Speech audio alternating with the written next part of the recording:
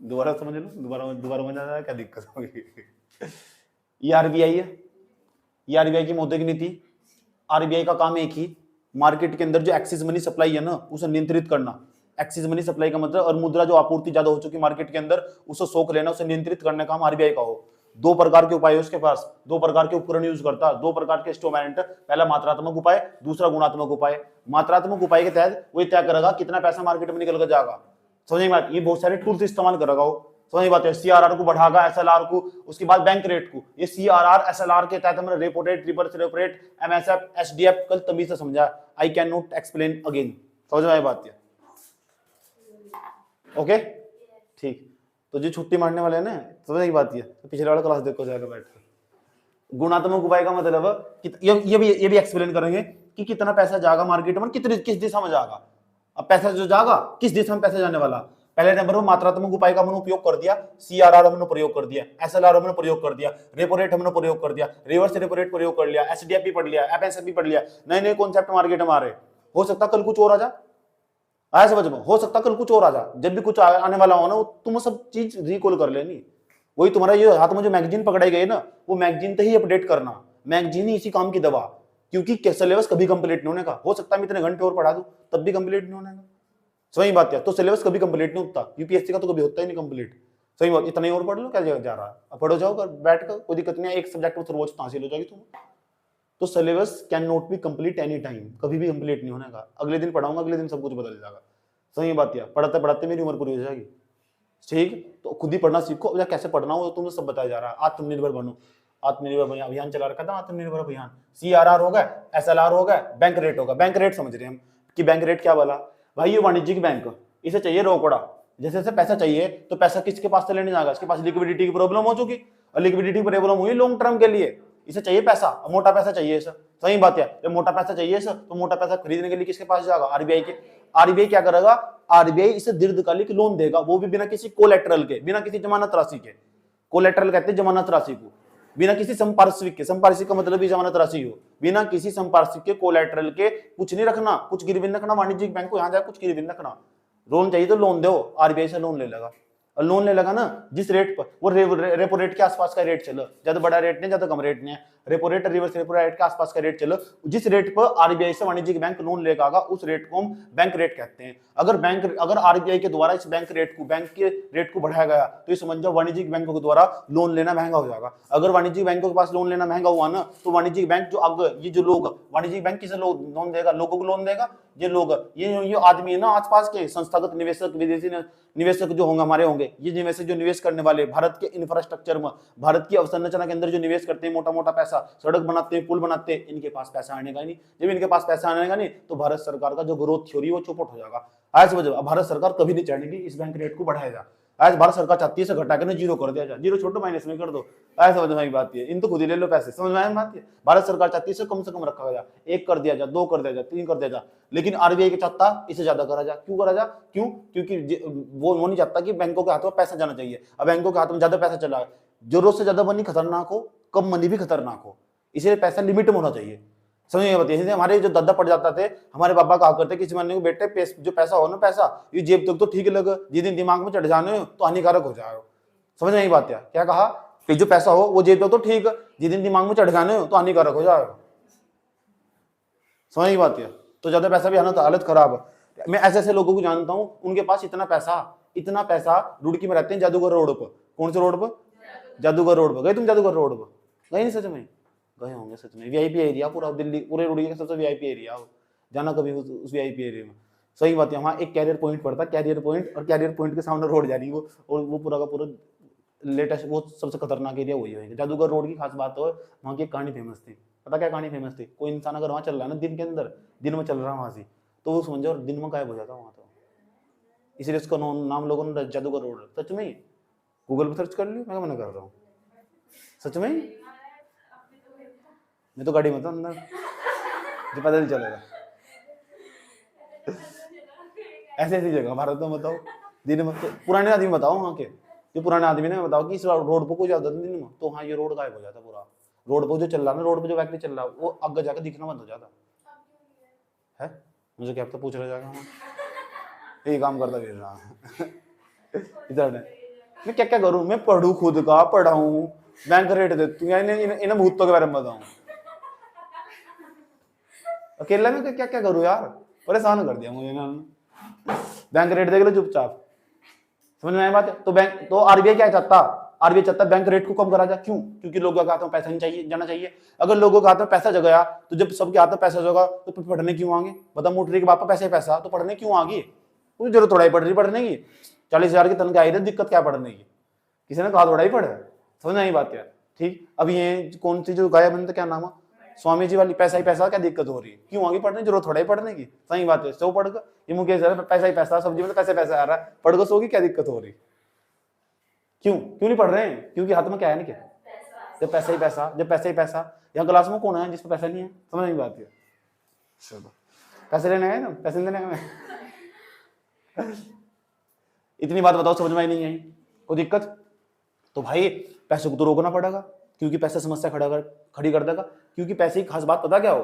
पैसे की खास बात हो, जो पैसा हो वो डिमांड तो बढ़ा देगा, सप्लाई नहीं बढ़ा सकता। जो थोड़ा 500 नोट दिखाए गेहूं उग के, ऐसे समझ में, ठीक है, 2000 का नोट मैंने फेंक कर सब्जियां, गोटी, भिंडी, लौकी, तोरी, मूली, ऐसा थोड़ा ही हो कुछ भी। क्यों का जल्दी, सही बात है गलत बात है? ठीक है, सो के भी उठेगा आप? अच्छा, ऐसा कर ऐसे, अच्छा, इतनी बात बताओ, समझ में नहीं आई? तो बैंक रेट पूछने लगो तुमसे, बैंक रेट क्या बला हो?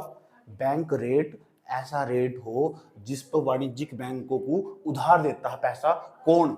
जिस रेट पर बैंकों को आरबीआई पैसा उधार देता, उस रेट को हम दीर्घकालिक पैसा देता उधार, ऐसे समझो। तो उस रेट को हम बैंक रेट कहते हैं, बैंक रेट। और आरबीआई ना, जो भारत सरकार है, वो कभी नहीं चाहती, क्यों कि उस बैंक रेट को कभी बढ़ाए। भारत सरकार तो कोई सा भी रेट नहीं चाहती बढ़ाओ, ऐसे समझ में, बात समझ में आई है बात? कोई दिक्कत? क्योंकि आर्थिक समृद्धि जिसे कहते हैं, भारत सरकार का जो जीडीपी है वो कम हो जाएगा। अब हम जीडीपी पढ़ने वाले, इसके बाद जीडीपी, जीएनपी, एनडीपी क्या हो, फैक्टर कॉस्ट क्या हो, जीडीपी मार्केट प्राइस क्या हो, सब पढ़ने वाले तभी। नेशनल इनकम क्या हो, राष्ट्रीय आय क्या हो, प्रति व्यक्ति आय क्या हो, ये पढ़ेंगे हम इसके बाद, बैंकिंग वाले चैप्टर के बाद। बात बताओ, ये समझ में आई नहीं आई? तो बैंक रेट समझ में आया नहीं आया? ठीक, तो दीर्घकालिक लोन है, मैं तो समझ में आया। इसका काम ही क्या है, मतलब तो बताया दो, नए नए कॉन्सेप्ट लेके आ रहे, कभी टीएलटीआर हो, कभी एलटीआर हो, कभी ये कभी हो, ये है नहीं बैंक रेट। इन्हें दे दो पैसा, कोई दिक्कत थोड़ा ही है, कम रेट पर दे दो। ज्यादा ज्यादा ज्यादा मूड खराब हो रहा था, कभी एसडीएफ लेगा, कभी लोगों को कंफ्यूज करना फालतू का लाएगा, कभी एसडीएफ, कभी एमएस। भाई तुम वाणिज्यिक बैंकों को पैसे देना तो दे लो, बैंक रेट पे क्या दिक्कत हो रही, कम करके दे दो। समझ ही बात है, कभी ओला कभी ओला, फालतू का सिलेबस बढ़ाने पर लगे थे। दिक्कत कंफ्यूज, जब भी कुछ जोड़ेंगे, नई चीजें लाएंगे, रेट राट का जोड़ेंगे, अगले साल यूपीएससी सवाल पूछे लगा। अब बच्चे के सिर पर कुछ जाएगा है, मास्टर ने तो यही पढ़ाए थे बस, ये तो नया आएगा दिक्कत। इसीलिए कहते हैं 2-2 महीने बाद ना आरबीआई की जो मॉनेटरी पॉलिसी हो उसकी समीक्षा हो, फरवरी में हुई, अब मार्च के बाद अप्रैल में होगी, 6 से लेकर 8 तारीख के बीच में। और जब भी होगी समीक्षा, उसको पूरी पेनी निगाह रखनी पड़े, चाहे तो टीवी में देख लो, टीवी में नहीं देख सकते तो फोन पर जाकर खोल कर पढ़ लो, नहीं खोल सकते तो मैगजीन में तो सब कुछ आ ही जाएगा भैया, उससे तो बेस्ट कुछ नहीं है। समझ बात है, कमी किसकी? पढ़ने वालों की कमी। समझ बात है, पढ़ने वालों की, लगन वालों की कमी, किसी चीज की कोई कमी नहीं है। समझ आई बात? यार बच्चे हिंदी मीडियम के निकम्मे हो, कैसे हो? निकम्मे हो, पढ़ना चाहते, मेहनत करना चाहते, एक्सक्यूज चाहिए उन्हें। समझ बात? यार और लड़कों का एक्सक्यूज और लड़कियों का एक्सक्यूज भी, दोनों से सब नफरत है मुझे, आज समझ इसे नोट कर ले।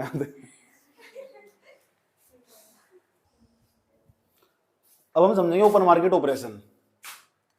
ओपन, इसमें सवाल आ रखा, देखते कितना समझ पाते हो तुम, ये तुमसे सुनूंगा।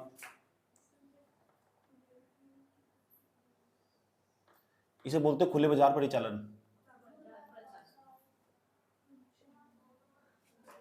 खुले बाजार परिचालन, परिचालन परिचालन प्रक्रिया, एक ही मतलब है सबका। ओपन मार्केट ऑपरेशन इंग्लिश में याद रखो बस, ठीक। देखो दोनों बातों में बहुत अंतर है। वाणिज्यिक बैंक, तुम वाणिज्यिक बैंक हो, ध्यान से सुन लेना अच्छे तरीके। मैं आरबीआई हूँ, मैं आरबीआई हूँ, तुम वाणिज्यिक बैंक हो। कौन हो तुम? तुम वाणिज्यिक बैंक हो, समझ आई बात है। और मैं कौन हूँ? आरबीआई। बात समझ में आई? अब वाणिज्यिक जो बैंक है, चाहे सीआर, वाणिज्यिक, मैं वाणिज्यिक बैंक हूँ, तुम्हारे पास पैसा ही पैसा, किसने दिया? जनता ने। जनता अपनी मर्जी तक आई थी, तो तुमने बुलाया था उन्हें, तो क्यों नहीं ब्याज नहीं मिलेगा पैसे पर, अपनी मर्जी से आगे बढ़ गए, तुम्हारे पास पैसे जमा कर दिया। मैं जनता का ध्यान रखूंगा, मैंने सीआरआर का पैसा मेंटेन करके रख दिया, एक्सिस मनी सप्लाई भी तो लूंगा मैं मार्केट में, तो मैं आरबीआई हूं, मैंने सीआरआर का पैसा बढ़ाया और चला गया पैसा। उसके बाद मैंने एसएलआर को बढ़ाया, एसएलआर 18% रखा, 18% के तहत मैंने बताया कितनी तरलता मार्केट में जाएगी, कितनी लिक्विडिटी होगी पैसे की, कितनी ज्यादा पैसा मार्केट में जाएगा, कितना नहीं जाएगा। एसएलआर के तहत मैंने पैसे को रोक लिया, गेट पे रोक लिया, तुम्हारे पास पैसा आया, सही बात है। और उसे मैंने कह दिया तुम्हारे पास पैसा आया, मैं आरबीआई हूँ, मैंने कहा हाँ एक काम करो सीआरआर के तहत 4% मेरे पास रख दो, सीआरआर के तहत ना 4% मेरे पास रख दो। अब तुम नाराज हो गए, ये क्या बदतमीजी, पैसा हमने कमाया, लो हमारे पास आए, आया समझ में कि 4% तुम्हारे पास क्यों रख दो, ठीक। मेरा नाम, मैंने कहा मेरे नंबर मैं अपनी मुख्य शाखा में रख दो, मेरे नाम से लोकर बंद करो। फिर मैंने कहा एसएलआर इस्तेमाल करवाया, 18% पैसा उसको फुकवा दिया तुमको, आया समझ में। कितना परसेंट पैसा कम होगा, 22%। 22% बैंकों के लोन देने की क्षमता को मैंने कम कर दिया, मैं आरबीआई हूँ। ऐसा मैंने इसलिए करा, ये ना आम लोगों का पैसा, तुमने मेरे पर आरोप लगाया, जब हम पैसा खुद कर ले रहे, पैसा हम बैंक को हमारे पास आके जमा कर, तुमने मेरे पर आरोप लगाते हो, तो हमारा ये 22% पैसा आप क्यों रखवाते हो हमारे ऊपर। तो फिर मैं तुम्हें एक ही बात कहता हूँ, जो तुम बिजनेस करते हो ना, बिजनेस का जो पैसा वो आम लोगों का पैसा, वो तुम्हारा पैसा नहीं है, समझ में आई बात। बैंकिंग एक बिजनेस है, और एक हर बिजनेस की अलग अलग खूबी हो। अगर बिजनेस में तुम्हारा खुद का पैसा तो फिर डिसीजन तुम लो, अगर तुम्हारा खुद का पैसा नहीं है ना तो फिर डिसीजन मैं लूंगा, क्योंकि मुझे भारत के आम लोगों का ध्यान रखना, आया समझ में। इसलिए मैं आम लोगों की सेफ्टी के लिए सीआरआर और एसएलआर को मेंटेन करवाता हूँ, और इसमें तुम्हारा भी फायदा होगा। हो सकता है तुम्हें भविष्य में कुछ प्रॉब्लम हो जाए, इसलिए कुछ पैसा मैं चाहता हूँ तुम अपने पास रखो। एसएलआर का जो पैसा हो और सीआरआर का पैसा हो, इसी संदर्भ में रखा गया, सही बात है। इसमें मैंने तुम्हें खुल कर समझाया, अच्छी तरह समझाया। एसएलआर का पैसा फिर भारत सरकार भी क्या ध्यान रखना पड़ता, भारत सरकार का भी ध्यान रखना पड़ता, सही बात है। कुछ पैसा उसके पास भी जाना, इतनी बात बताओ, सबका ध्यान रखना पड़ेगा। मैं आरबीआई, मुझे सबका ध्यान रखना पड़ेगा, समझ में आया।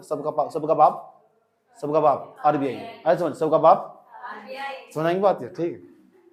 तो आरबीआई 22% होगा, तो 22% तुमने मेंटेन करवा लिया। अगर बैंक के अंदर 100 रुपए जमा हुए थे और उसमें तो 22% चले गए, तो 22 को मैं हल्का हल्का 20 ही मान लूं, 16 मान लो कैलकुलेशन के लिए, 20 मान लिया, तो बच गया कितना, 80%। अब तक मैंने क्या करा, बैंकों के पास पैसा आया, आरबीआई ने जो कहा उन तुमने कर दिया, पैसा गेट पे रोक लिया, मार्केट में जाने नहीं दिया। अगर कभी ऐसा हो जा कि पैसा ना गेट से बाहर निकल कर मार्केट में लोगों के हाथ में आ चुका, अब उस पैसे को बाहर निकालना, और एक्सिस मनी सप्लाई है। एक्सिस मनी सप्लाई का मतलब लोगों के हाथ में पहले से ही पैसा अब जा, ऐसा समझो, ठीक। आरबीआई ने ध्यान नहीं दिया तो किसी कारणवश लोगों के हाथ में पैसा आ चुका, यानी मार्केट में जाली नोट चल रहे, ऐसा समझो। बीच में तो कोई एक खतरनाक लेकिन निकला राइटर, उसने 500 का नोट बनाया, 1000 का नोट बनाया, मार्केट में सर्कुलेट कर दिया और ऐसी ऐसी करेंसी छाप दी, तो एक्सिस मनी सप्लाई होगी। जब एक्सिस मनी सप्लाई होगी, या किसी को कुछ कोई दूसरा भी कारण हो सकता, मान लो मार्केट में पहले से पैसा आ चुका, जैसे आरबीआई के गवर्नर थे शक्तिकांत दास, उनका खुद का कहना इस टाइम मार्केट में एक्सिस मनी सप्लाई है। यस, ये एक्सिस मनी सप्लाई क्या हो, इसका मतलब मार्केट में इतने पैसे की जरूरत नहीं है। मैं चाहता हूं मार्केट में 1000 रुपए होने चाहिए, लेकिन लोगों के हाथ में 1300 रुपए है, मान लो मोटे मोटे तरीके तो कितने रुपए ज्यादा लोगों के हाथ में। अब मैं कौन हूं, आरबीआई, आप कौन हो, वाणिज्यिक बैंक को, ऐसे समझ। तो मैं पैसे जमा करने मेरे पास आएंगे, तुम्हारे पास आएंगे, वाणिज्यिक बैंक को पैसे जमा करेंगे, आरबीआई के पास बाप तो थोड़ा ही पहुंचा कोई भी, ऐसे समझ में, बच्चे तो पहुंचेगा, ऐसे समझ में। तो तुम्हारे पास पैसे जमा करने आएंगे, जो भारत के आम लोग तुम्हारे पास पैसे जमा करने आएंगे, तुम उनका पैसा ले सकते हो, समझ में बात। लेकिन मैं चाहता हूं लोगों के पास पैसा, तो लोग फिर समस्या क्या खड़ी हो रही जो हो, उन लोगों के पास मार्केट में सब लोगों के पास पैसा आ चुका, बाजार के अंदर सबके पास पैसा आ चुका। अब इस पैसे को सोखना, अब इस पैसे को कैसे सोखा जाए। अब तक हमने जितना इस्तेमाल करा ना, अब तक हमने वाणिज्यिक बैंकों के गेट पे पैसे रोक लिया, चाहे हमने सीआरआर का इस्तेमाल करा, एसएलआर का इस्तेमाल करा, repo rate, reverse repo rate, SDF, MSF, कुछ भी करा हमने, ऐसे समझ लो।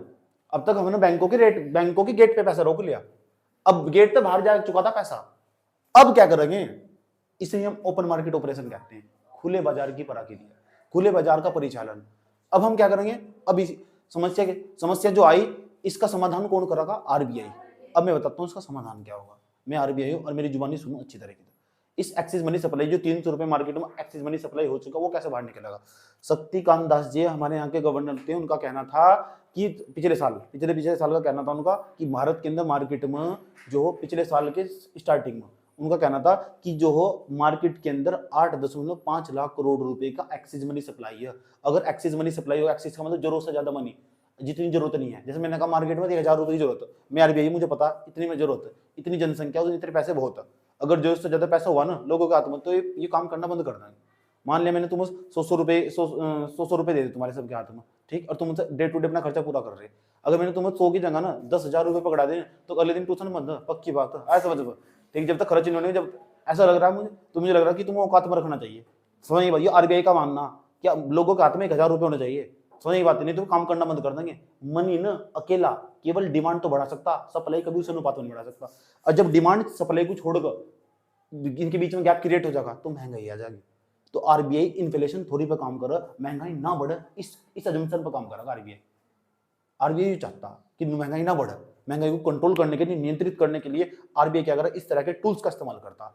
अब लोगों के हाथ में पैसा आ चुका, उसने सब करके देख लिया, लेकिन लोगों के हाथ में पैसा आ चुका, अब उस पैसे को सोखना, खींचना, किसी तरह मार्केट से गायब कर लेना। वो कैसा गायब करेगा अब बताता हूँ। आरबीआई क्या इस्तेमाल करता, अब आरबीआई इसका इस्तेमाल करता खुले बाजार की परिचालन, ओपन मार्केट ऑपरेशन। अब देख लो ध्यान से अच्छे तरीके से। आरबीआई तो इस्तेमाल करता गवर्नमेंट दोनों मिलकर, ये गवर्नमेंट इसे तो पैसे चाहिए, अब लोगों के पास ज्यादा पैसा, अब भारत सरकार के पास पैसा है नहीं। उसे देखो मैंने बताया था जब बजट पढ़ा था, मैं बजट में बताया था भारत सरकार घाटे से जूझ रही, शायद समझ, भारत सरकार घाटे ही घाटे वो, ठीक। तो गवर्नमेंट एक तरफ, इधर कौन, आरबीआई। आरबीआई क्या चाहेगा, आरबीआई चाहेगा मार्केट के अंदर एक्सिस मनी सप्लाई ना हो। अब मैंने तुम बता, शक्ति अंगाजी ने क्या कहा, 8.5 लाख करोड़ रुपए की एक्सिस मनी सप्लाई है, मार्केट से हटाना है सर। तो मार्केट से कैसे हटाओगे, तो जो आरबीआई है ना, जो आरबीआई है गवर्नमेंट के साथ मिलकर जो गवर्नमेंट सिक्योरिटीज जारी कर देगा, या सिक्योरिटीज का मतलब प्रतिभूति जारी कर देगा, अपनी खुद की भी जारी कर सके या गवर्नमेंट की भी जारी कर सके, ऐसा समझ। क्योंकि भारत सरकार का भी तो डेप्ट मैनेजर है, भारत सरकार को ऋण की व्यवस्था नहीं करके देता हो, समझ नहीं बात। या तो गवर्नमेंट सिक्योरिटीज जारी कर देगा, और जब गवर्नमेंट सिक्योरिटीज जारी कर देगा, अपनी भी जारी कर सके या गवर्नमेंट की भी, या दोनों की मिलकर जारी कर देगा गवर्नमेंट सिक्योरिटीज। अब ये गवर्नमेंट सिक्योरिटीज क्या एक प्रकार का इस तरह का प्रमाण पत्र होगा, सरकारी प्रतिभूति किसे होगी। अब बता क्या लिखा रहेगा इस पर, सरकार के बॉन्ड में निवेश करने का सुनहरा मौका, 3 साल में पैसा डबल पाए हैं, 3 साल में पैसा डबल पाए, इससे बढ़िया क्या बात है। बैंकों में जमा करने से बढ़िया कि आरबीआई के पास जमा कर दो। ये कहाँ लेकर जाएगा, ये लेकर जाएगा, ये जो प्रमाण पत्र बता कहाँ बिकेंगे, डाकघर पर, पोस्ट ऑफिस पर जाके बिकेंगे। कभी वाणिज्यिक बैंकों तो खरीदने जाओ ना, ऐसे सर्टिफिकेट वहां बिकाए, वहां बचत प्रमाण पत्र, फलाना किसान विकास पत्र, ऐसे ऐसे बॉन्ड जारी करके ना पैसा छीन देंगे, लोग निवेश करेंगे क्योंकि लोगों के पास पैसा ज्यादा आ चुका। सोचा अपने हाथ में पैसा रखने से बढ़िया कि कहीं ना कहीं से लगा दिया जाए, पैसा डबल हो जाएगा। तो लोग क्या करेंगे, एक सर्टिफिकेट खरीद लेंगे, वो सर्टिफिकेट तो सरकारी प्रतिभूति, इसे गवर्नमेंट सिक्योरिटीज बोलती है, ये गवर्नमेंट सिक्योरिटीज को खरीद ले आएंगे। आज समझ में, गवर्नमेंट सिक्योरिटीज एक लोग खरीदेंगे, बहुत सारे लोग खरीदेंगे, जिसके पास पैसा ज्यादा होगा वे सारे खरीद लेंगे। मान लो मार्केट में 1300 रुपए है, कितने रुपए मार्केट में, 1300 रुपए, तो ज्यादा कितने, ज्यादा 300 रुपए, 300 रुपए ज्यादा नहीं है, तो 300 रुपए की गवर्नमेंट सिक्योरिटी जारी कर देगा, ऐसे समझ। अब किसी की औकात 10 रुपए का खरीदने की, किसी की औकात 50 रुपए खरीदने की गवर्नमेंट सिक्योरिटीज को, किसी की औकात 100 रुपए का खरीदने की, और किसी की औकात कितने होंगे, 100 और 50 कितने होंगे, 150, और कितने होंगे 60, कितना बैठा का कि 100 रुपए और खरीद लो, कितने बैठेंगे बताओ, 100, 200, 250, 250, और किसी की खरीदने की औकात 90 रुपए की, अब बताओ कितने बैठेंगे, 300, 90 10 कितने बैठेंगे, 100, ज्यादा हो गया, ज्यादा हो गया, अब सही है। अब 300, ये एक कैंडिडेट है, इसने भी गवर्नमेंट सिक्योरिटीज खरीद ली, उसके पास 10 ही रुपए थे, क्या भारत सरकार ने क्या कहा, ये गवर्नमेंट सिक्योरिटी का टुकड़ा दिखाया, पोस्ट ऑफिस पर रखकर, देखो इसमें निवेश करोगे ना तो आपका पैसा डबल हो जाएगा। कितने महीने में, 6 महीने में, 7 महीने में, वो अब टाइम बता दो खुद में। अगर 6 महीने में पैसा डबल हो रहा है, वही बाबू भैया वाली बात आए समझ में, उस पिक्चर में कौन से बोलते बाबू भाई पैसा डबल, 20 दिन में पैसा डबल, और सबके पैसे लेके भाग जाओगा, आए समझ में। निवेश का सुनहरा मौका, 10 रुपए, अच्छा तुम्हारे पास 10 रुपए लगाए, 10 के 20 बनने क्या दिक्कत है। किसी के पास 40 रुपए थे, 40 कैसे बनाने का, आ जाओ कोई बात नहीं, 6 महीने में निवेश करो, लोग हैक कर जाएंगे, बैंक में जमा करने के, फिर इसे कागज से खरीद कर रख लेंगे, और 6 महीने बाद इस कागज से लौटाना, फिर आरबीआई देता है। आरबीआई क्यों कर रहा है, आरबीआई ऐसा क्यों कर रहा है, मार्केट के अंदर जो 300 रुपए का जो एक्सिस मनी सप्लाई है ना, उसको गायब कर लेना, और जब भारत की अर्थव्यवस्था सही मोड़ में आ जाएगी ना, फिर से वापस दे देगा उसे, फिर वापस दे देगा। जब भारत की अर्थव्यवस्था सही मोड़ पर पहुंच जाएगी ना, सही मोड़ पर मतलब महंगाई गायब हो जाएगी, महंगाई नियंत्रित हो जाएगी, फिर उस पैसे को फिर वापस लौटा जाएगा। इनका जो सर्टिफिकेट तो उनके पास है, सर्टिफिकेट खरीद लेगा और पैसे उनके वापस दे देगा डबल करने को। जब तक हालत इस हिसाब तक, क्योंकि आरबीआई को खुद ही लग जाएगा कि 3 महीने में, 6 महीने में, इतने या 1 साल में, 1.5 साल में महंगाई कंट्रोल हो जाएगी, महंगाई नियंत्रित हो जाएगी, लोग डिमांड नहीं करने के इतनी, लोगों के हाथ में पैसे की कमी हो जाएगी, तो फिर गवर्नमेंट सिक्योरिटीज को ड्यू कर देगा। ड्यू करने का मतलब उन्हें जो कागज का टुकड़ा वो अपने हाथ में ले लेगा और उन्हें देगा पैसे, ले ऊपर पैसे पकड़ो, तुम्हारा पैसा डबल हो चुका। बात समझ में आई?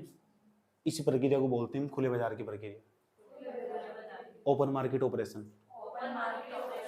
लेकिन मेरी समझ में नहीं आता, अब आजकल आरबीआई इसका इस्तेमाल नहीं करता। आरबीआई है जो, और गवर्नमेंट सिक्योरिटीज जारी करके इस्तेमाल नहीं करता। नई नई चीज निकाल लो यार। अब ले क्या रहे, एसडीएफ, एमएस, फलाना ढिमका मुकड़ा, हर साल नई चीज लेकर आएंगे। ये करेंगे भाई, ये भी तो ये काम कर रहे हैं। तुम पैसा चाहिए, भीख मंगे तो है ही तुम, आज समझ लो। पैसे तुम्हारे आज तक तुम्हारा अकाउंट कभी पूरा नहीं हुआ, भारत सरकार का क्या, उनका तो अकाउंट कभी पूरा नहीं हुआ, पैसे चाहिए तो ओपन मार्केट की ऑपरेशन के तहत मांग लो ना। आजकल इसका इस्तेमाल ही नहीं हो रहा, ओपन मार्केट जो ऑपरेशन है इसका इस्तेमाल नहीं हो रहा। मेरा मानना है ये बहुत सही कॉन्सेप्ट है, ये बढ़िया। अगर एक्सेस मनी सप्लाई मार्केट में हो ना, मार्केट तो पैसा सो ना हो, इससे बेहतरीन कुछ नहीं है।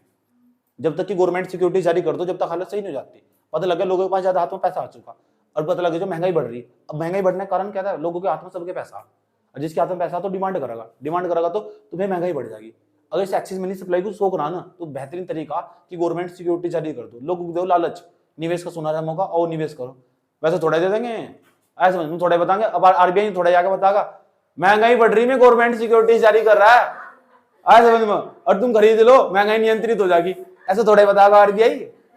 अमिताभ बच्चन को बुलागा वो, अमिताभ बच्चन को निवेश का सुनहरा मौका, एक बार निवेश करेंगे अपने पैसे को डबल पाएंगे। अब सोचो अमिताभ बच्चन बोला है, ट्रस्ट तो करा जा सके, गलत थोड़े बोले अक्षय कुमार को लेकर आएंगे। समझ में आया बात है? और ऐसा करके मार्केट तक पैसे को गायब कर लिया जा। जैसे मैंने तुम बताया था, बताओ आजकल किसी के हाथ में 2000 रुपए का नोट दिखाई दे रहा है, आया समझ में? यानी आरबीआई ने अपनी पॉलिसी के तहत उसको अपने पास जमा करवा लिया। दूसरा तरीका तो होता नोटबंदी करवाते, नोटबंदी करके फिर 2000 का नोट जमा करवाते, क्योंकि 2000 के नकली नोट छाप दिए गए थे मार्केट में, लोगों ने बहुत सारा मार्केट में नकली नोट चला गया था। इसलिए आरबीआई ने क्या करा, और 2000 रुपए का नोट चलने में बहुत बड़ी प्रॉब्लम हो। मैं अपना खुद का उदाहरण देता हूँ, जम्मू कश्मीर चला गया मैं, मेरे हाथ में 2000 रुपए का नोट था। 2000 रुपए का नोट किसी ने खुला नहीं करा, सुबह तरीके मुझे शाम होगी, मुझे भूख के रहना पड़ा वहाँ। समझ की बात, है सिम भी वहाँ चलता नहीं, सिम वहीं का लेना पड़ा था। तब की बात बता रहा हूँ, इतना तो बुरा हाल है। समझ में आया बात? है ठीक। तो इतना क्यों? क्योंकि इसकी लिक्विडिटी कम हो ना, उसकी जो वेलोसिटी कम हो। अब 10 रुपए है, 10 रुपए की वेलोसिटी एकदम औकात में ना हरी में, ऐसा समझ, फटाफट चल जाएंगे, तेज स्पीड से सबके पास मिल जाएंगे। उसकी वेलोसिटी ज्यादा, तो 2000 रुपए है ना, उसकी वेलोसिटी कम हो, उसका वेग कम होगा, कम चलेगा वो। 2000 रुपए का नोट देने निकाल गया भाई साहब, खुले से दो, ऐसे ऐसे करेंगे, छुट्टा दे दो ऐसे। ये तो मुट्री के लिए आम बात है, क्योंकि ये दुकानदार है। सही बात है, ये तो इनके लिए आम बात है, ये तो दुकानदार है, इन्हें सब पता होगा। इतनी बात पता समझ में नहीं पता लगा, कोई 5 रुपए बिस्किट का पैकेट खरीदने आया, गले में कुल मिलाकर 1995 रुपए थे, 1995 रुपए थे, 5 रुपए बिस्किट आया, सारे गले के सारे पैसे खाली करके ले गया। मुट्री कैसे लगा, एक छोटा सा नोट दिया, आज समझ बहुत बुरा लगा, बहुत बुरा लगा, नहीं लगा? आज समझ में। तो बताओ खुले बाजार की परिचालन समझ में आएगा? कोई पूछे खुले बाजार की प्रक्रिया का मतलब क्या हो, आसान भाषा में ऐसे कहोगे। सुन भाई देख, मार्केट के अंदर ज्यादा मात्रा में पैसा आ जाए ना, जो आरबीआई हो ना, वो मार्केट से पैसा सोख लगा। कुछ आरबीआई मार्केट में पैसा क्यों सोखना चाह रहा? आरबीआई जिस अजम्पशन पे, जिस थ्योरी पे काम करता है, जिस सिद्धांत पे काम करता, उसका मानना कि मार्केट के अंदर महंगाई नहीं बढ़नी चाहिए, एक्सेस मनी सप्लाई है। और हमारे भाई जी ने उदाहरण दिया था सीधा 1300 रुपए का। मार्केट में जो आइडियल मनी सप्लाई होना चाहिए, आदर्श जो मनी सप्लाई होना चाहिए, आइडियल मनी सप्लाई होना चाहिए 1000 रुपए, लेकिन कितना आ चुका? 1300 रुपए। कितने रुपए फालतू आया? तो गवर्नमेंट सिक्योरिटी जारी करे जाएगी, नहीं तो आरबीआई खुद अपनी प्रतिभूति जारी कर सकता। आया समझ में? क्योंकि गवर्नमेंट को तो पैसे की जरूरत पड़ रहा है, तो गवर्नमेंट सिक्योरिटी जारी कर दी जाएगी, प्रतिभूति जारी कर दी जाएगी। अब प्रतिभूति पता लग चुका, क्या तो बॉन्ड होगा, समझ में आते, पत्र होगा कोई, उसे खरीद कर भारत के आम लोग उसमें निवेश करेंगे, और एक समय बता दिया जाएगा, उसके बाद तुम्हें पैसा डबल होकर मिल जाएगा। डबल 8%, 12%, वो अपना उनका खुद का हिसाब, डबल ही नहीं मिलता सच में। मैं तो वैसे मजाक करके कहता हूँ, बाबू भाई पैसा डबल, आए समझ में? ठीक, पता लग चुका है। ऐसा करके 300 रुपए की गवर्नमेंट सिक्योरिटी जारी करके 300 रुपए की प्रतिभूति एकदम खरीद लगा, और लोग कूद के जाओ, बाहर भीड़ लगे रहा पोस्ट ऑफिस के गवर्नमेंट सिक्योरिटीज खरीदने की। यकीन नहीं आता, दिल्ली के अंदर जो सिविल लाइन्स है ना, उस एरिया में जाओ, वहाँ जो पोस्ट ऑफिस है, जादूगर रोड है ना, उसके पीछे वाली गली में के साइड में पोस्ट ऑफिस है। अरे दिल्ली नहीं कह रहा है, हाँ रुड़की में, रुड़की की बात कर रहा हूँ। दिल्ली तो बहुत याद आओ, पता नहीं क्यों। इतनी बात होता समझे। अब दिल्ली घर जैसी चीज होगी ना, दिल्ली में घर की मुर्गी दाल बराबर जैसा, आया समझ में? ठीक, कोई दिक्कत यहाँ तक? इसे मुझे ऐसा लगा दिल्ली, तो मुझे ऐसा लगा अब मुझे नाश्ता भी करना हो ना तो मुझे दिल्ली में नाश्ता करना पड़ेगा, शाम के टाइम का नाश्ता मुझे दिल्ली में करना चाहिए। इतना आसान हो चुका है ये सब। इतना आसान क्यों हुआ, पता क्यों हुआ ये सारा इतना आसान क्यों हुआ? इंफ्रास्ट्रक्चर के कारण। आज का यहाँ का दिल्ली, यहाँ से लेकर दिल्ली का इंफ्रास्ट्रक्चर ने इतना बेहतरीन हो चुका ना, क्या ले उसके बाद भारत सरकार ने 4-5 सालों के दौरान ना इंफ्रास्ट्रक्चर पर जबरदस्त काम करा है।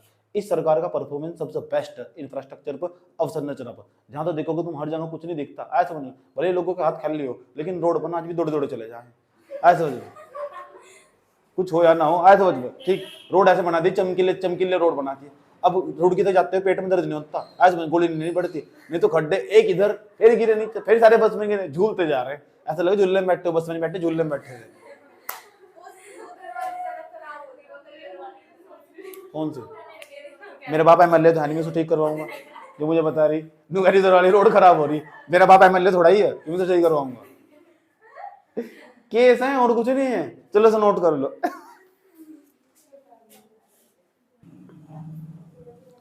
चलो, अब तक हमने मौद्रिक नीति के तहत मात्रात्मक उपाय का इस्तेमाल कर लिया।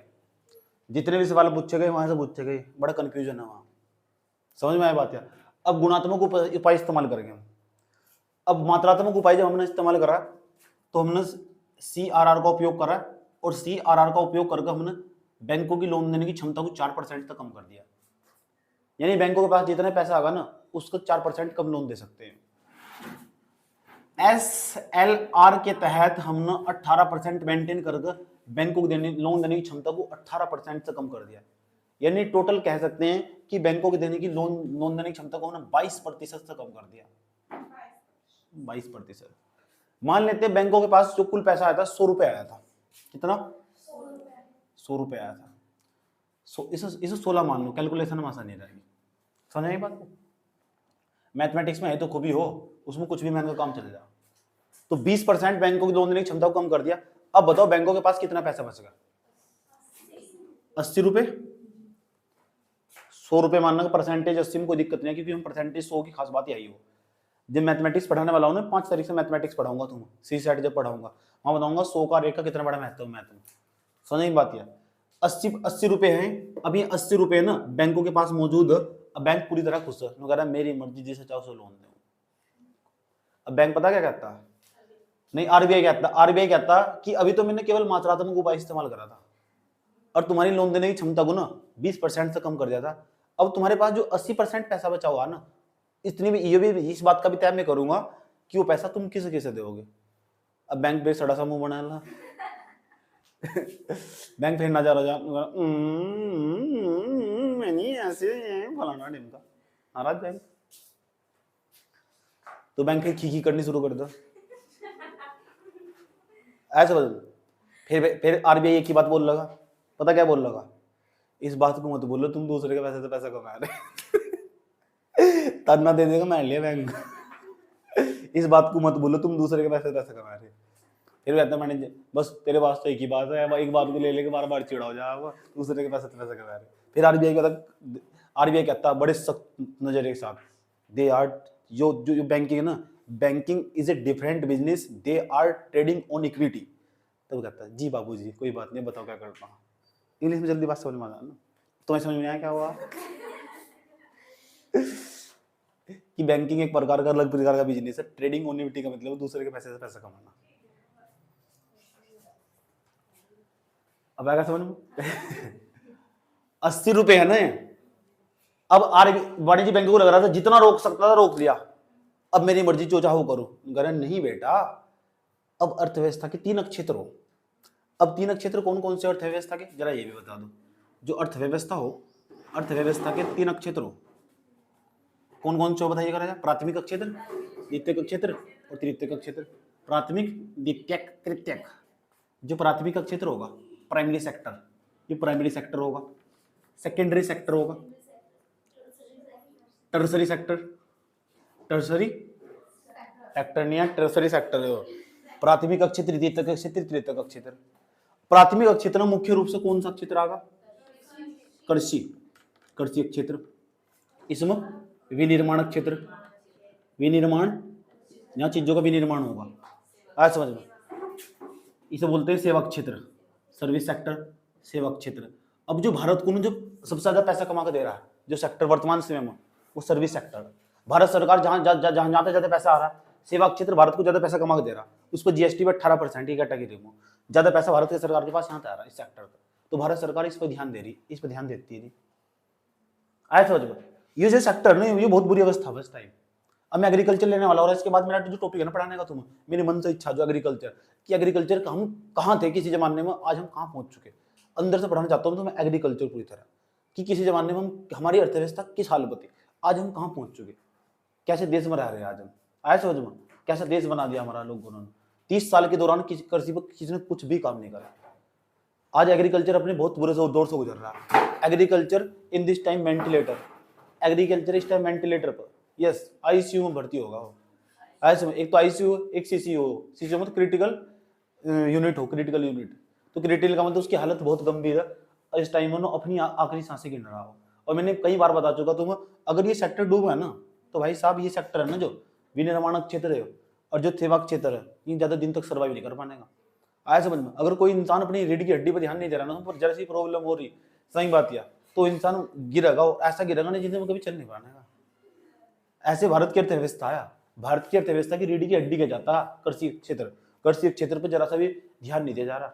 ऐसा समझ, जो किसानों को क्रेडिट कार्ड बांटे गए थे ना, उसके तहत जो लोन दिया जाता था, वो लोन देना भी बंद कर दिया उन्होंने। इनके पास, किसानों के पास एक ही समस्या, खेत में बीज बोने के लिए भी पैसा नहीं है। अब पैसा कौन देगा?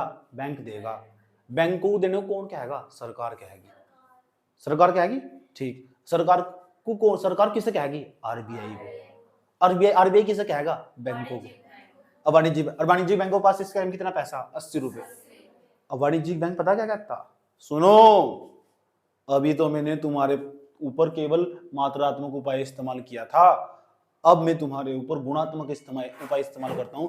गुणात्मक का मतलब कितना पैसा किस दिशा में जाएगा, किस दिशा में जाएगा। आ जाओ, अब उन्होंने साफ साफ कह दिया, जितना भी रुपया तेरे पास बचा हुआ, जितना पैसा तेरे पास बचा हुआ, उस पैसे का 40% यू समझ जाओ प्राइवेट सेक्टर लैंडिंग में जाना चाहिए। पीएसएल के तहत 40% हिस्सा पीएसएल में जाना चाहिए। पीएसएल में खर्च करना होगा। प्रायोरिटी ऐसे लिख,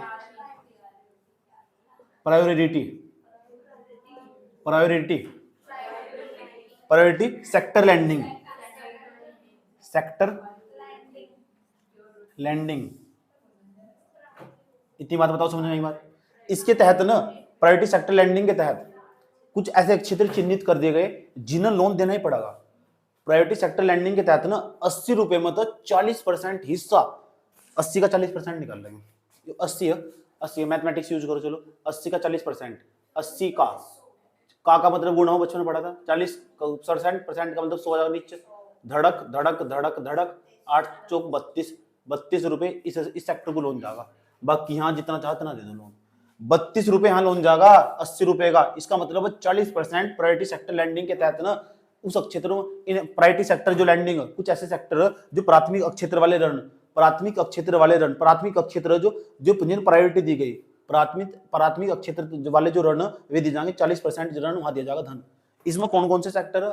ये गवर्नमेंट और आरबीआई दोनों मिलकर डिसाइड करते हैं कि प्रायोरिटी सेक्टर के अंदर कौन कौन से क्षेत्र रखे जाएंगे। कुछ तो मेरे याद है, एक तो बहुत ही फेमस है कृषि। प्रायोरिटी सेक्टर में कौन कौन सा आगा? कृषि। कृषि में लोन देना जरूरी, अनिवार्य है, देना ही पड़ेगा। दूसरे नंबर पर एमएसएमई, और एमएसएमई है कौन? ये एमएसएमई पता कौन कौन आते हैं? माइक्रो स्मॉल मीडियम एंटरप्राइज, इसे सूक्ष्म लघु मध्यम उद्योग। सूक्ष्म लघु मध्यम उद्योग का मतलब किसी के यहाँ होटल, किसी का ठेले वाला होगा, किसी की बड़ी दुकान होगी, किसी कोई खड़ी चौकर की दुकान खोल रखी है, किसी ने आया समझ में बड़ा सा कारोबार चला रखा है, थोक की दुकान है किसी की, कॉपी किताब की बड़ी दुकान है किसी की, ये सब एमएसएमई के अंतर्गत आएंगे। आया समझ में? कोई बहुत बड़ा पकौड़ा बना रहा है, 15-20 लोग वहां काम कर रहे हैं, तो इसका मतलब एमएसएमई में आएगा। समझ में आई बात है? तो उन्हें लोन देना जरूरी है। एमएसएमई होगा। देखो मैं तुम्हें बता रहा हूँ प्रायोरिटी सेक्टर लैंडिंग के, प्रायोरिटी सेक्टर में कौन कौन आएगा, इस क्षेत्र में कौन कौन आएगा? लघु उद्योग आएंगे, छोटे छोटे जो लघु उद्योग होंगे। दूसरा एमएसएमई आएगा, एक आएगा कृषि। कौन सा आएगा? ठीक। और सेल्फ हेल्प ग्रुप भी आएगा, स्वयं सहायता समूह जैसे बोलते हैं। 15-20 औरतें होती है, मिलकर एक समूह बना लेती है, फिर उन्हें लोन मिल जाता है आराम से। समझ में आया बात? या ठीक। तो ये सब चीजें आएंगी और इनके तहत ना ये 40% हिस्सा ना इनके तहत यहाँ देना जरूरी होगा। लेकिन जो वाणिज्यिक बैंक देते नहीं है। इसमें देखो कितना बड़ा खेल चला, पूरी एक चार्जशीट बना के तैयार कर देंगे, कागजों में सब कागजों दिखा देंगे, उन्होंने पैसा कर से को दिया, कागजों में सब चेक होगा।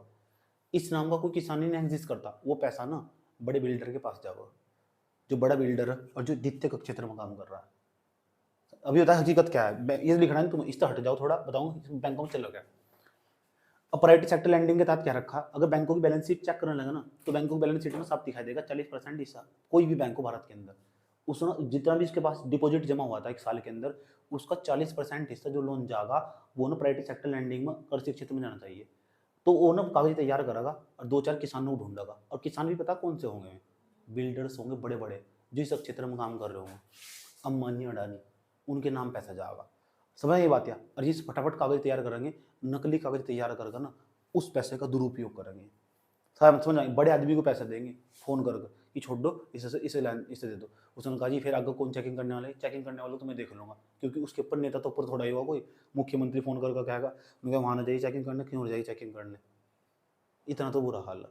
तो करप्शन कितनी जड़े गहरी, क्योंकि जो देश चलाए, जो मुख्यमंत्री बनने में 8वीं 10वीं 12वीं पास है, 8वीं 10वीं 12वीं पास है, उन्होंने तो सब पढ़ाई नहीं है, इतनी बड़ी पढ़ाई थोड़ी कर रखी उन्होंने। तो ये तो करप्शन करेंगे, क्योंकि एजुकेशन कम है ना। जिस इंसान का एजुकेशन कम होगा ना वो कभी तरक्की कर ही नहीं सकता। जितनी ज़्यादा तुम्हारा एजुकेशन होगा ना, इतना तुम्हारा ब्रॉड माइंड सेट होगा तुम्हारा। अरविंद केजरीवाल है, सीधा चढ़ा कोई मिलेगा उसकी पार्टी में जो सारे पढ़े लिखे व्यक्ति बन रखे। सुनो, समझ नहीं बात है, जब तो एजुकेशन पर अच्छा काम कर पा रहा, जब तो हेल्थ पर अच्छा काम कर पा रहा। समझ नहीं बात है। अब इस सरकार में क्या है, दूसरी जो वर्तमान समय में जो सरकार है, इसमें क्या है, जितने कमीनापन है ना सारा का सारा इस पार्टी में आराम से दिख जाएगा तुम्हें। जो वर्तमान समय में जो हमारी पार्टी है, इस पार्टी में तुम आराम से दिख जाएगा सारा कमीनापन। इसलिए क्या देश को चलाना बहुत मुश्किल हो जाएगा, इनकी बयानबाजी बड़े खतरनाक होंगे। समझ में आया बात है। तो अब दिल्ली के लोग उसे क्यों वोट दे रहे, क्यों दे रहे पता, एजुकेटेड है, यहाँ तो 100 साल गजीरे हैं। ऐसा समझ में भाई, इतनी बड़ी पार्टी तो वहां क्यों नहीं हार जाती, उसे क्यों वोट दे रहे, क्योंकि अव्वल क्षेत्र है उनका। तो खुद का उसका केजरीवाल का खुद ही कहना है, 2050 से पहले जीत को दिखा दो मुझे दिल्ली में। मुझे कहा साहब ने 2050 से पहले मुझे जीत को दिखा दिल्ली में, मैं मान जाऊंगा। क्यों, क्योंकि वहां पता ना बिजली फ्री मिल रही 300 यूनिट। वो मैनेजमेंट किस तरह कर रहा हो, खुद का मैनेजमेंट है ना, उसका बुद्धि ना उसके अंदर। बताया तो इंजीनियरिंग कर रखी, एक्सपीरियंस तो है ही, सबसे बड़ी खास बात है पढ़ा लिखा और आईएएस का एग्जाम दे रखा। ठीक, जब आईएएस का एग्जाम दे रखा तो फर्क तो पड़ेगा ही। किसी इंसान ने आईएएस का एग्जाम नहीं दिया ना, किसी इंसान ने अगर आईएएस का एग्जाम नहीं दिया लेकिन तैयारी कर रखी, धरती आसमान का अंतर होगा उसमें, बराबर का अंतर पाया जाएगा, क्योंकि सब चीज तो उसकी जानकारी होगी। ऐसी कोई चीज तो नहीं होगी जो जानता नहीं होगा। दूसरा कुछ हो या ना हो, लेकिन खौफ भय तो उसके अंदर तो डर खत्म हो चुका होगा हर कहीं की, हर क्षेत्र में जहां भी जाएगा ना अपने आप को अव्वल ही पागा हो। मनीष सिसोदिया का खुद का कहना है, जिन्होंने जेल में डाला ठाकर वगैरह, बच्चे को कुछ नहीं करना चाहिए, एक बार तो जीवन काल में यूपीएससी तैयारी जरूर करनी चाहिए। खुद का कहना उसका, जिन्हें दिल्ली के स्कूल सुधारे, इनके मिनिस्टर का खुद कहना, जीवन काल में एक बच्चों को एक बार यूपीएससी तैयारी जरूर करनी चाहिए। पूरा भारत समझने को मिल रहा, और जिसने अपना भारत नहीं जाना तो क्या जाना, ऐसी पढ़ाई का क्या फायदा कि नंबर ले आए, मास्क ले आए, ढोल बजा रहे फालतू का, नौकरी लगी 30,000 40,000, नजरों में लोगों की आगे खुश हो रहे, पूरे ढोल बजाने पर लगे हुए, इसकी लगी नौकरी, पढ़ाई फलानी जी की पढ़ाई हो रही, क्या हो रहा है, 2-4 साल बाद आप देख ले कहाँ जाएंगे। ऐसा ना शादी हुई, कोई पूछने का भी नहीं, चल बीजी खेल खत्म, तैयारी करो एक बार और पूरा एफर्ट लगाओ जी जान से, नाम रहेगा मुद्दत तक, नाम रहेगा कि इस गली में, इस फलाने में, यहाँ लड़की रहती है, इस क्षेत्र में बैठ कर पढ़ती, यहाँ तो गलियाँ होती, ये चप्पल थी इसकी, ये कपड़े थे इसके, ये फलाना था, ये टिकटा था, मुकोड़ा था, ऐसा समझ में, ये इसके स्टाइल थे, बचपन की फोटो, ये ऐसा थी, इनके साथ खेल लेती है, इसके दोस्त, ये वो नाम। यहाँ क्या करें बच्चे जो तैयारी करेंगे गवर्नमेंट जॉब की, इतने लीन हो जाएंगे, पता नहीं क्या मिल गया गवर्नमेंट जॉब बराबर करप्शन, गवर्नमेंट जॉब बराबर करप्शन, करप्शन बराबर भ्रष्टाचार, पता ही नहीं क्या है। गवर्नमेंट जॉब क्यों लेकर, गवर्नमेंट जॉब क्यों चाहिए, सुविधा चाह रहा है, प्राइवेट में ज्यादा सुविधा, पढ़ना चाहता नहीं, अपनी बुद्धि का विकास करना नहीं चाहता, घर बैठे से नौकरी मिल जाए, उसे बना दो फॉरेस्टर गार्ड, बना दो बंद होगा, ऐसा बता तो फॉरेस्टर गार्ड बंद होगा, इन बाहर निकलो की सोच बहुत संकीर्ण हो। मेन मतलब पढ़ाई का जो मोटिव है ना, पढ़ाई का जो मेन मकसद या मोटिव हो, वो ज्ञान प्राप्त करना हो। अब किसी बच्चे को कहा गया तो इतना सारा सिलेबस क्यों पढ़वा रहा है, इतना सारा सिलेबस इसलिए पढ़वा रहा ताकि पेपर में नहीं आओ, उसकी तुझे समझ हो जाए। हिंदी क्यों पढ़ने दे रहा, इसलिए पढ़ने दे रहा, हिंदी का जरूरत पड़ेगी आगे जाकर उस फील्ड में। इंग्लिश क्यों पढ़ने दे रहा है? इंग्लिश तेरी नीड है। विदाउट इंग्लिश तू इस सर्विस में लंबे समय तक सर्वाइव नहीं कर सकता, इसीलिए इंग्लिश पढ़ने का मौका दे रहा हो। और सबसे बड़ी खास बात है यंग, अब एक यंग बच्चा 18, 20, 19, 25 साल 7 साल तैयारी करके एक गवर्नमेंट जॉब निकाली, कद्दू में तीर मार दिया, उसके डोल पीटते फिर रहे। 8-10 साल तैयारी करके एक जॉब गवर्नमेंट जॉब निकाल ली, नॉलेज तो उसको बढ़ी ही नहीं है। क्या नॉलेज बढ़ी उसकी? कुछ भी नॉलेज नहीं, एजुकेशन बढ़ाया नहीं, अपना 10वीं 12वीं बीए करके बैठ गए। और वहां भी जो बीए कही ना वो नकल करवा करवा कर लिखवा रहे वहां, उसका उसके मानव मस्तिष्क से बहुत गहरा प्रभाव पड़ा। उस बच्चे को आदत पड़ चुकी हो। हम ना तक नहीं नकल कर रखा, मैं बहुत दूर विरोधी हूँ नकल का। मैं क्लास तो भाग जाऊंगा उठकर, इस तरह का इंसान था मैं। समझ बात है? अभी मैं देखता हूँ ना, जब बच्चों देखता हूँ बैठ कर, बच्चे कितना बताया, ये नहीं पूछते बाहर निकल कर कितने क्वेश्चन करे, आज तो बहुत बताया, और खुश चेहरा उसका। एक क्वेश्चन तो उसके अपने मन तैयार हो, आज तो बढ़िया चीटिंग चली, वो खुश, कितनी मान्यता मिल चुकी ना नकल को। आया समझ में? और जो मास्टर नहीं बताता ना टीचर आके, उसने बहुत बेकार मास्टर है, बहुत कमीना मास्टर है। अरे भाई वो अपनी ईमानदारी से काम कर रहा है। जो ईमानदार, मैं भारत के अंदर मानता नहीं कोई भी, 99.99% लोग है ना भ्रष्ट, 1% सबको, मैं जितने बता रहा हूँ जितने लोग, भारत के लोगों के अंदर ना डीएनए भ्रष्टाचार नहीं है। केंद्र के अंदर एक माइक्रोकांडिया के अंदर एटीपी पाया जा, माइक्रोकांडिया के अंदर ने एटीपी पाया जा, जिसके अंदर ऊर्जा संचित रहा, उसके अंदर डीएनए, उस ऊर्जा के अंदर भी भ्रष्टाचार भरा हुआ। इतने भ्रष्ट लोग हैं भारत के। समझ में आई बात है? करप्शन का जब भी नाम आगा ना, भ्रष्टाचार का जब भी नाम आगा, तो दुनिया की लिस्ट में प्रथम आओगे तुम, जाओ बधाई हो तुम। समझ आई बात है? करप्शन इंडेक्स देख लेना उठाकर, तू कहाँ किसके पीछे भागे मेरे पास, और पता किस चीज के लिए तैयारी, तो किस चीज के लिए कर रहे? घर में मेरी बढ़ाई होगी, निस्वार्थ काम करना सीखो। मोटिव ही क्लियर ही नहीं है। पड़ोसियों के लिए पढ़ाई पड़ोसियों के लिए करने पे लगा हो बच्चा, बस पड़ोस में चर्चा होगी, इस बात के लिए तैयारी करने पे लगा हुआ। ये तैयारी कभी जिंदगी में कभी नौकरी लगती उसकी, रिश्तेदार उसकी बड़ाई मारेंगे, वो कभी भी तैयारी नहीं कर सकता उसका। ये तो एथिक्स में ही तो पढ़ाया जा, और क्या पढ़ाया क्या जा? ये तो कोड्स हो हमारे, बोलने का लहजा नहीं है, तमीज नहीं है, किस तरह बात करनी, उसके किसी के साथ कैसे बात करनी, क्या मैनर्स होना चाहिए, किस चीज को कैसे मैनेज करना। नौकरी के पीछे, नौकरी कुछ भी नहीं है। मेरी नौकरी नहीं है, मैं जिंदगी में इतना खुश हूं ना, मेरे साथ तो कुछ नहीं होगा कोई। समझ आई बात है? नौकरी नहीं यार, मैं छोड़ कर बहुत खुश हूँ। अगर मुझे मैंने क्या हो ना, आ जाओ मुझे 50,000 70,000 रुपए देना, तो मैं आराम से कभी ना जाऊँ यहाँ तक, इतना खुश हूँ मैं, बिना नौकरी के बता रहा हूँ। समझ में आया बात? यार मुझे फर्क ही नहीं पड़ता नौकरी के, तो मैं क्या, मैं पढ़ाई भी तो कर रहा हूँ ना। मैं मूर्ख तो वो होता जो रुक के बैठ के जगह बस घिसे हुए एक ही चीज, तो मैं भी ऐसे ही करता, 10वीं 12वीं तक का पढ़ता या भी ऐसे ही करता, बस पढ़ाता रहता, अपने अंदर कभी ग्रोथ ना करता। 3 सब्जेक्ट एमए क्वालिफाई हो मैं, 3 सब्जेक्ट मास्टर्स करो बैठा हुआ, बेवकूफ थोड़े बीएससी करो बैठा हुआ। समझ में आई बात? यार साइड, और दूसरा सीए की तैयारी में इस टाइम। सीए क्या है? चार्टेड अकाउंट जिसे बोल रहे, सारी जो बैलेंस शीट चेक करते फिर, बैंकों का, कंपनियों का ऑडिट करते फिर, इनका चल क्या रहा, और उसमें पता कितना पैसा, पता कितनी कमाई है उसमें। अगर पैसे कमाना उसमें चला जाऊँ आराम से शांति, ताप तोड़ कमाई है उसमें, ठीक है, करोड़ों करोड़ों बातें हो। तो पैसा कमाना नहीं, इंसान का मकसद अलग अलग हो। तो पहले तो तुम अपना मोटिव क्लियर करो। पढ़े तो चल, तीनों पता नहीं पढ़ क्यों रहे, किस चीज के लिए पढ़ रहे।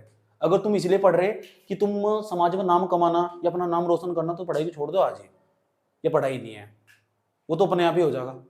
ये उद्देश्य नहीं हो सकता है कि इंसान का कि समाज में नाम कमाना चाह रहा हो। तो अगर ऐसा करना चाहते हो तो जब लंबे समय तक सस्टेन नहीं कर पाओगे, कुछ दिन बाद बोर हो जाओगे। ऐसा हाँ, तुम्हारा भाव हो कि तुम कुछ चीज समाज में रहते हो, तुम्हें महसूस हुई, तुम्हें लग रहा है कि ये काम तुम्हारे खुद के हाथ से होना चाहिए, तुमसे बेहतर इसे कोई नहीं कर सकता, तो ही तुम इस सर्विस में आओ। ये काम इसलिए इतनी सारी पढ़ाई करवा रहा तुम्हें, 8-10 घंटे, 4 घंटे, 5 घंटे, जब भी कुछ दिखा काम को निपटाए चल कॉपी पर, काम को निपटाए चल कॉपी पर, काम को निपटाए चल मैगजीन पर। ये चाहिए उसे, इतना प्रेशर झेलना पड़ेगा। प्रेशर जो हो इंसान का हैबिट में जाना चाहिए उसका। अगर नहीं आने का प्रेशर उसकी आदत में, तो फैल लो। यहाँ तो बच्चे क्या कर रहे, तैयारी करते वक्त उसे कई चीजें देखनी पड़ा। एक तो अपने स्वास्थ्य का ध्यान रखना पड़ा, सबसे मेन चीज है स्वास्थ्य। उसे तरह बेहतरीन तरीके से रखो, इस तरह का खाना खाना चाहिए कि ज्यादा प्रॉब्लम ना क्रिएट हो। दूसरे नंबर पर सबसे बड़ी खास बात क्या हो, अपनी इंद्रियों को कंट्रोल करना, अपने बॉडी स्ट्रक्चर पर पूरा मेंटेन करके रखना, नियंत्रण बना कर रखना इस पर। तीसरे नंबर पर सबसे बड़ी खास बात है, उसके बाद पढ़ाई का पहले ही उठते वक्त दिमाग में टाइम टेबल तैयार होना चाहिए। इस टाइम तक ट्यूशन, ये काम निपटेगा, ये काम निपटेगा, चलो एक दिन का टाइम टेबल सेट हो। क्योंकि एक इंसान की कैपेसिटी यानी तुम 12 घंटे का तुम्हारे पास टाइम है और 12 घंटे में तुम 18 दिन का काम कंप्लीट कर लोगे, कर ही नहीं सकता कोई। लेकिन यूं कि रुकना नहीं चाहिए, धीरे धीरे करके स्टेप रखो। पता लग रहा है तुम्हारे 8 चैप्टर छूटे हुए और तुम एक दिन में योद्धा बन के बैठे हो 8 चैप्टर करने, तो जिंदगी में कभी भी नहीं कर पाएंगे। तो जितना टाइम है उसे तो मैनेज करके लगाओ। ऐसा समझो टेंशन में घूम रहे तो टेंशन नहीं लेने का, डेली टू डेली टारगेट बनाएंगे उसे पूरा करते चले जाओ। डेली टू धीरे धीरे कदम बढ़ाओ, धीरे धीरे कदम बढ़ाओ तैयारी की तरफ। तो इतनी ज्यादा बड़ी चीज थोड़ा ही है यार, समझ मुझे तो कुछ भी टाइम नहीं मिला, मैं तो पढ़ाने में भाग जाऊँ। अब मिला मुझे थोड़ा बहुत टाइम, अभी 1.5-2 महीना टाइम मिला मुझे पढ़ने का, इसमें पढ़ूँ। समझ में आई बात है? मेरे समझाने में कुछ कमी है? मैंने तो कितना समझाया तुम्हें और तुम्हारी समझ में बैठेगा। ठीक, जो मेरे छात्रों को खुद का कहना, वो कह रहे आपने इस तरह समझा दिया हम कहीं भी खड़े होकर समझाते हैं। जो मेरे छात्र पुराने वाले, उनका खुद का कहना कि आपने हमें इस तरह समझा दिया। मेरे दोस्त कहते हैं मुझे, मैं कह रहे यार तुम इतना अच्छा समझाते हो कि हम सही समझा कर कहीं भी पढ़ा देंगे। मैंने कहा मैं पहले से कॉन्सेप्ट क्लियर करने में कई घंटों बिताने पड़ते हैं मुझे। जब तक मैं खुद ही सेटिस्फेक्शन नहीं होता ना, तब तक मैं क्लास नहीं लगता। क्या तो छुट्टी डाल दूंगा, क्या खुद देखूंगा उसके ऊपर, रिसर्च करूंगा उसके ऊपर। समझ आई बात? ये यूं नहीं है कि बस अरे मैंने कई 2 साल पहले बनाया था मैंने नोट्स, ये मेरे हाथ में मौजूद है 2 साल।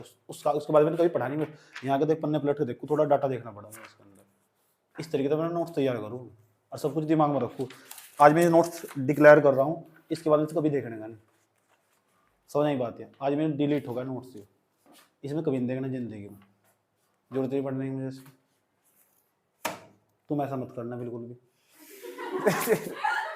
क्योंकि इस तरह का ट्रेंड बनने के लिए, ऐसा करने के लिए ना, ऐसा करने के लिए तुम्हें 4 साल खराब करने पड़ेंगे। तो 4 साल नहीं खराब करने।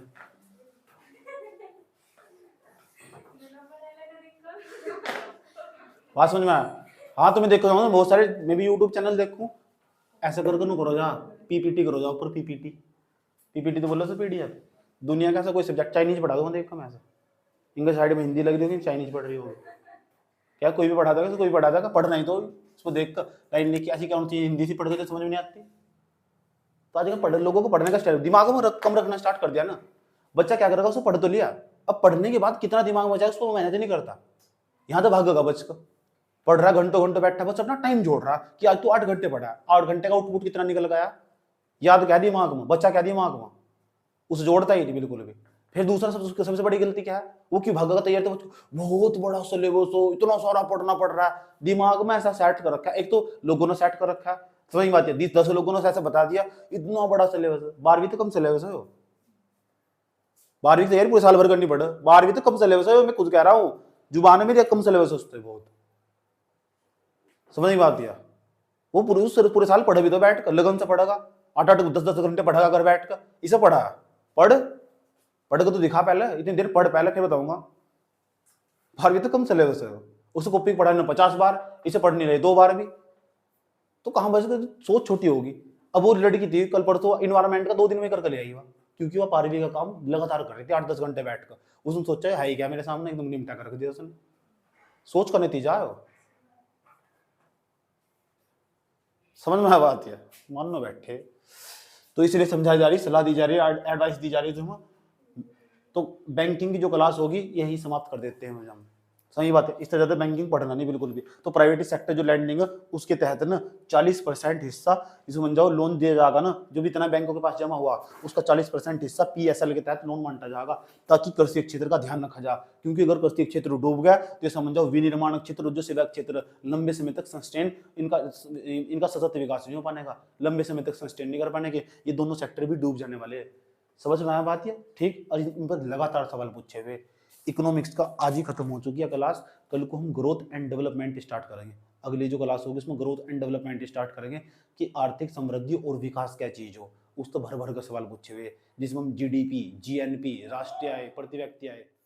हाँ जी।